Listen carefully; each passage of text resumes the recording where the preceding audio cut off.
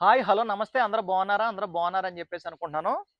ఈ వీడియోలో అయితే కానిస్టేబుల్ పోస్టులు ఎన్నున్నాయి, దానికి సంబంధించినటువంటి కంప్లీట్ ఇన్ఫర్మేషన్ అనేది ఇవ్వబోతున్నానన్నమాట. దయచేసి గతంలో కూడా చాలా విషయాలు కూడా చెప్పాను. కమ్యూనికేషన్‌కి సంబంధించినటువంటి విషయాలు గాని, ఫైర్‌కి సంబంధించినవి గాని, జైల్ వాటర్‌కి అన్నీ కూడా చెప్పడం జరిగింది.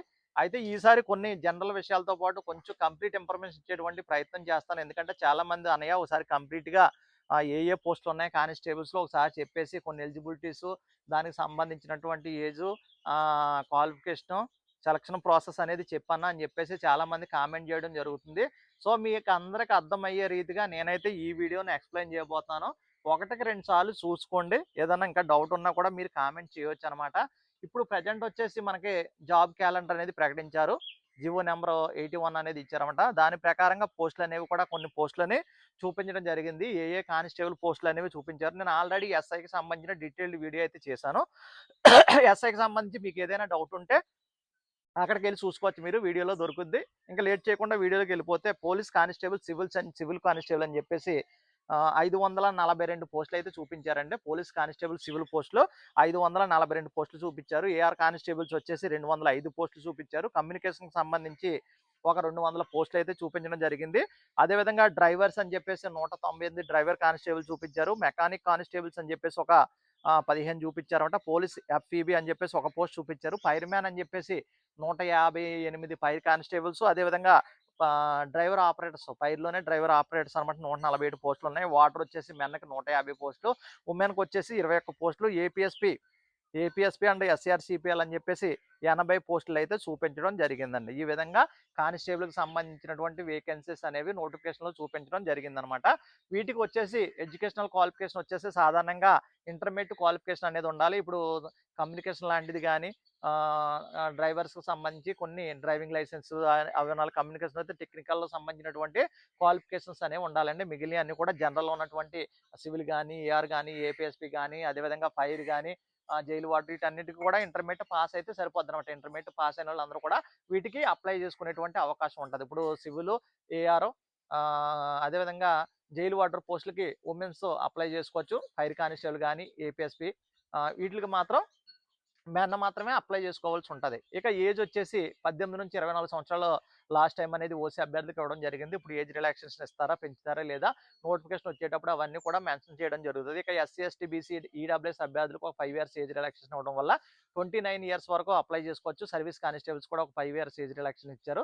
అదేవిధంగా ఎవరైతే ఎక్స్ సర్వీస్ మెన్స్ ఉంటారో వాళ్ళకి 3 ఇయర్స్ ఇచ్చడం జరిగింది. హోమ్ గార్డ్స్ వచ్చేసి 18-32 సంవత్సరాల వరకు ఏజ్ రిలాక్సేషన్ అనేది ఇవ్వడం జరిగింది. ఇక హైట్ విషయానికి వచ్చేస్తే కమ్యూనికేషన్ లాంటి పోస్టులకైతే 162 సెంటీమీటర్స్ ఉంటే సరిపోతది గానీ, సాధారణంగా సివిల్ గాని, ఏపీఎస్‌పీ, ఏఆర్ లాంటి పోస్టులకి 167.6 సెంటీమీటర్స్ అనేది మెన్ ఉండాలి. ఉమెన్ వచ్చేసి 152.5 సెంటీమీటర్స్ ఉండి 40 కేజీస్ వెయిట్ అయితే తగ్గకుండా ఉండాలన్నమాట ఉమెన్స్. ఇక ఏజెన్సీకి సంబంధించినటువంటి అభ్యర్థులు ఎవరైతే ఉన్నారో వాళ్ళు 160 సెంటీమీటర్స్ మెన్ ఉండాలి. 150 సెంటీమీటర్స్ ఉమెన్స్ ఉంటే సరిపోతదండి.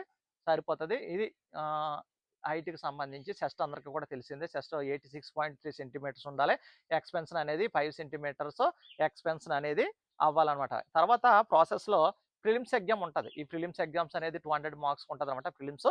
ఈ ప్రిలిమ్స్‌లో arithmetic, reasoning, English, current affairs అన్ని సబ్జెక్ట్స్‌కి సంబంధించినటువంటివి ఉంటాయన్నమాట. జీఎస్ అన్నిటికి 200 మార్క్స్‌కి 200 క్వెషన్స్ 3 అవర్స్ టైమ్ అనేది ఇస్తది. ఎవరైతే ప్రిలిమ్స్‌లో క్వాలిఫై అవుతారో, క్వాలిఫై అవ్వాలంటే ఓసీ అభ్యర్థులకి 40%, బీసీ అభ్యర్థికి 35%, ఎస్సీ, ఎస్టీ అభ్యర్థులకి అయితే ఒక 30% మార్క్స్ వచ్చిన తర్వాత వీళ్ళైతే ఏదైతే ఈవెంట్స్ ఉంటాయో ఈవెంట్స్‌కి ఎలిజిబుల్ అవుతారన్నమాట. ఈవెంట్స్‌లో 3 ఈవెంట్స్ ఉంటాయి. ఆ 3 ఈవెంట్స్‌లో 1600 మీటర్స్ అని, 100 మీటర్స్ రన్నింగ్ అని చెప్పేసి, అదేవిధంగా లాంగ్ జంప్ అని చెప్పేసి 3 ఈవెంట్స్ ఉంటాయి.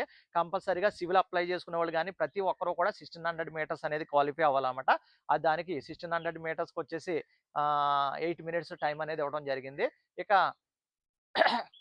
మిగిలిన ఈవెంట్స్‌లో 100 గాని, లాంగ్ జంప్‌లో గాని ఏదో ఒక ఈవెంట్ క్వాలిఫై అయితే సివిల్‌కి ఎలిజిబుల్ అవుతారు. 3 ఈవెంట్స్ క్వాలిఫై అయితే ఏఆర్ గాని, ఏపీఎస్‌పీ లాంటి జాబ్‌లకి క్వాలిఫై అవ్వడం జరుగుతదనమాట. ఇక మనకి ఫైర్ గాని, జైల్ వాటర్ గాని వచ్చిందనుకోండి దానికి వయసు వచ్చేసి 18 సంవత్సరాల నుంచి 30 సంవత్సరాల వరకు ఉంటది. ఎస్సీ, ఎస్టీ, బీసీ అభ్యర్థులకు ఒక 5 ఇయర్స్ ఏజ్ రిలాక్సేషన్ అనేది ఇవ్వడం జరుగుతదనమాట. ఇది ఇప్పుడు మనకి ఏఆర్ గాని, ఏపీఎస్‌పీ గాని అటువంటి జాబులు రావాలంటే గ్రౌండ్ మార్క్స్ ఉంటాయన్నమాట. గ్రౌండ్స్ 1600 మీటర్స్ వచ్చేసి ఒక 40 మార్కులకి, 100 మీటర్స్ వచ్చేసి 30 మార్కులు, లాంగ్ జంప్ వచ్చేసి 30 మార్కులు. టోటల్‌గా చూసుకున్నట్లయితే గ్రౌండ్ అనేది 100 మార్కులకు ఉంటదనమాట. ఏదైతే మెయిన్ ఎగ్జామ్‌లో ఉందో, మెయిన్ ఎగ్జామ్‌లో మెరిట్ వచ్చిందనుకోండి, మంచి మార్క్స్ వస్తే సివిల్ కానిస్టేబుల్స్ ఇస్తారు. ఒకవేళ మెరిట్ జాబ్ రాలేదనుకోండి, సివిల్ కానిస్టేబుల్ రాలేదనుకో, మనకి మెయిన్ మార్క్స్‌లో వచ్చినటువంటి మార్క్స్‌ని బై 2 చేసిన తర్వాత ఏదైతే గ్రౌండ్ మార్కులు ఉన్నాయో, ఆ గ్రౌండ్ మార్క్స్‌ని కలిపి ఏఆర్, ఏపీఎస్‌పీ లాంటి ఉద్యోగాలను కేటాయించడం జరుగుతదనమాట. ఫస్ట్ సర్టిఫికేట్‌ల వెరిఫికేషన్ అనేది చేస్తారు. మన సర్టిఫికేట్స్, మన స్టడీ, మన లోకాలిటీ, మన క్యాస్ట్ సర్టిఫికేట్‌లు అన్నీ కూడా చెక్ చేసిన తర్వాత వీళ్ళకి మెడికల్ అనేది చేస్తారన్నమాట. మెడికల్ చాలా ఇంపార్టెంట్ అనమాట. అందులో కలర్ బ్లైండ్‌నెస్ గాని, ఇంకా ఏమైనా దీర్ఘకాలిక వ్యాధులు ఉన్నాయా, హార్ట్ ప్రాబ్లమ్ ఏమైనా ఉందా, తర్వాత నాక్‌నీ ఏమైనా ఉందా, ఇవన్నీ కూడా ఫ్లాట్ ఫుట్ ఉందా, ఇవన్నీ కూడా చెక్ చేసిన తర్వాత 9 మంత్స్ ట్రైనింగ్ అనేది ఇవ్వడం జరుగుతుందన్నమాట. 9 మంత్స్ ట్రైనింగ్‌లో indoor, outdoor classes, field works అన్నీ ఉంటాయి. ఇవన్నీ నేర్చుకున్న తర్వాత అక్కడ స్టైఫండ్ అనేది ఇస్తారు. ప్రెజెంట్ కానిస్టేబుల్స్‌కి వచ్చేసి లాస్ట్ టైము మొన్న ట్రైనింగ్ చేసిన వాళ్ళకి రూ. 12,000 స్టైఫండ్ అనేది ఇవ్వడం జరిగిందనమాట. ఇక సాలరీ వచ్చేసి 25,220 సాలరీ ఉంటది. వీళ్ళకి డీఏ ఇస్తారు, HRA, additional HRA, kit maintenance allowance, risk allowance ఈ విధంగా మొత్తం అంతా చూసుకుంటే దగ్గరగా రూ. 40,000 దాకా కానిస్టేబుల్‌కి వస్తదనమాట. మొత్తం ఖర్చులన్నీ పోయి 32,000-35,000 వరకు చేతికొచ్చేటువంటి అవకాశం అనేది ఉంది. ఇక డ్యూటీస్ చూసుకుంటే లా అండ్ ఆర్డర్ డ్యూటీస్ గాని, బందోబస్తు డ్యూటీస్ గాని, వీఐపీ డ్యూటీస్ గాని, గార్డ్ డ్యూటీస్ గాని, ఇలాగ రకరకాల డ్యూటీస్ అనేవి ఉండడం జరుగుతది. ఒక్కోసారి 3 షిఫ్ట్‌లు డ్యూటీ ఉంటదనమాట. 8 అవర్స్ డ్యూటీ ఉంటాయి. 8 అవర్స్ రెస్ట్ అలా 3 షిఫ్ట్‌లు డ్యూటీ ఉంటది. ఒకసారి 12 అవర్స్ డ్యూటీస్ ఉంటది. ఒకసారి ఏమైతదంటే డే బై డే డ్యూటీస్ ఉండే అవకాశాలు ఉంటాయనమాట. 24/7 మనం అవైలబుల్‌గా ఉండాలండి. 24/7 కానిస్టేబుల్ అవైలబుల్‌గా ఉండాలి. ఇప్పుడు డ్యూటీ చేశాను, నాకు మళ్ళీ డ్యూటీ రాదు అంటానికుండదనమాట. మళ్ళీ పిలిచిన వెంటనే కూడా డ్యూటీస్‌కెళ్ళిపోవడం ఉంటదనమాట. ఫైర్‌లో అలాగుండదు. డే బై డే డ్యూటీ ఫైర్‌లో ఉంటది. జైలు వార్డర్‌లో కూడా 3 షిఫ్ట్‌లు డ్యూటీ అనేది ఉండడం జరుగుతదనమాట. ఫైర్‌లో ఏమైతదంటే ఫైర్‌లో ఓన్లీ 4 మంత్స్ ట్రైనింగ్ అనేది ఉంటది ఫైర్‌లో. అది కాకుండా సర్వీస్ అనేది కలిసిపోతది. ఇది 4 మంత్స్ ట్రైనింగ్‌లోనే ఫైర్‌లో ఫుల్ సాలరీ అనేది ఇచ్చేస్తారు. సర్వీస్ కూడా కౌంట్ అవ్వడం జరుగుద్దనమాట. ఈ విధంగా సాలరీకి సంబంధించి ఉంటది. ఇక ప్రమోషన్ విషయానికొచ్చేస్తే ప్రమోషన్ కానిస్టేబుల్ నుంచి హెడ్ కానిస్టేబుల్ అయితారు. హెడ్ కానిస్టేబుల్ నుంచి ఏఆర్ఎస్ఐ లేదా ఏఎస్ఐ అయితారు. ఏఎస్ఐ తర్వాత ఎస్ఐ అయితారు. ఎస్ఐ తర్వాత సిఐ. ఈ విధంగా ప్రమోషన్ సిస్టమ్ అనేది ఉంటది. ఈ ప్రమోషన్స్‌కి బేసిక్స్ ఏంటంటే ఎటువంటి పనిష్మెంట్లు ఉండకూడదు. మేజర్ పనిష్మెంట్లు గాని, మైనర్ పనిష్మెంట్లు గాని ఎటువంటివి ఉండకూడదు. క్లీన్ రికార్డ్ ఉండాలనమాట. అదేవిధంగా వేకెన్సీస్ ప్రకటించాలి. వేకెన్సీస్ ప్రకటించేటప్పుడు రోస్టర్ విధానంలో మనకి ఈ ప్రమోషన్స్ అనేవి ఉంటాయన్నమాట. రోస్టర్ విధానంలో ప్రమోషన్ అనేది ఇవ్వడం జరుగుద్దనమాట. కాబట్టి దీనికి కంపల్సరీగా మనకి ఖచ్చితంగా క్లీన్ రికార్డ్ అనేది ఉండాలి. ఒకవేళ ప్రతి 6 సంవత్సరాలకి ఒకసారి ప్రమోషన్ అనేది ఇవ్వాలి. ఒకవేళ 6 సంవత్సరాలకి మన ప్రమోషన్ రాలేదనుకోండి, వీళ్ళకి గ్రేడ్ ఇంక్రిమెంట్స్ అనమాట. గ్రేడ్ ఇంక్రిమెంట్స్ అనేవి ఇవ్వడం జరుగుతది.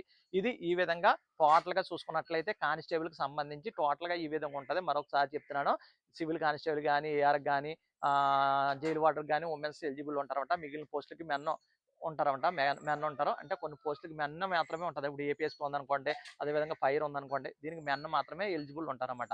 ఇది ఎడ్యుకేషన్ క్వాలిఫికేషన్ వచ్చేసి ఇంటర్మీడియేట్. ఎస్సీ, ఎస్టీలనుకో ఇంటర్ రాసుంటే సరిపోద్ది. పాస్ అవ్వకపోయినా పర్వాలేదు. రాసుంటే సరిపోతది.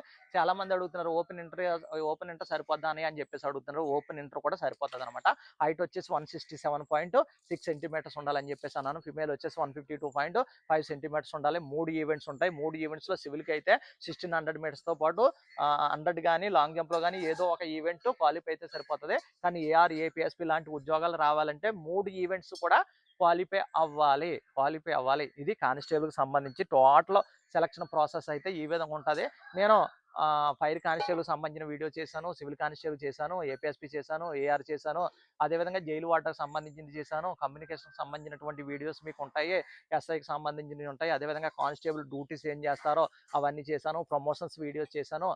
టోటల్ మీకు గాక ఒకసారి ఛానల్‌లోకెళ్ళి చూసుకున్నట్లయితే మీకు ఏ వీడియో కావాలో ఆ ప్రతి వీడియో అయితే మన ఛానల్‌లో అయితే మీకు దొరుకుద్ది. కాబట్టి మీరు ఒకసారి ఎళ్లి చెక్ చేసుకోండి. ఇంకా మీకు ఏదైనా ఇన్ఫర్మేషన్ కావాలంటే ఖచ్చితంగా మనకైతే కామెంట్ చేయండి. మన ఛానల్‌ని సబ్స్క్రైబ్ చేయటం మర్చిపోవద్దు. మన ఛానల్‌ని సబ్స్క్రైబ్ చేయండి, లైక్ చేయండి. అనేక మందికైతే షేర్ చేయటం మర్చిపోవద్దు. ఓకేనా? Thank you for watching. Thank you.